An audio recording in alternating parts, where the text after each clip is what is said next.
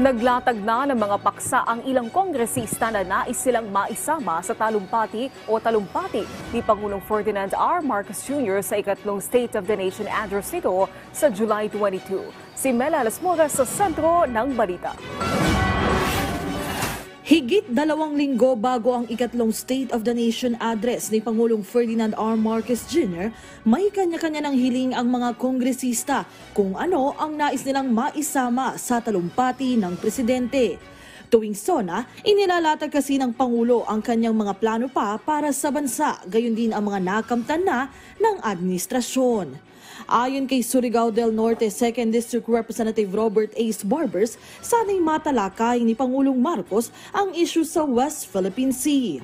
We all know that the President is very firm on his stand dito sa West Philippine Sea. In fact, paulit-ulit niyang sinasabi that I will not give up an inch of our territory because we are guaranteed by our Constitution, we are guaranteed by our historical rights. So, I guess there has to be a clearer pronouncement on this particular issue. Bukod dito, sa ngalan ng kabuhayan ng bawat Pilipino, gusto ni Barbers na mabanggit din ng presidente ang mga isyong pang-ekonomiya sa bansa. With all the developments doon sa ginawang trailblazing and roadshow na ginawa ng ating Pangulo para makakuha ng mga investors, palagay ko marami ng yung mga pledges na nakuha, marami na naging na-realize na ng ating bansa. Si House Committee on Basic Education and Culture Chair Roman Romulo naman, mga usaping pang-edukasyon ang gustong matalakay ng presidente.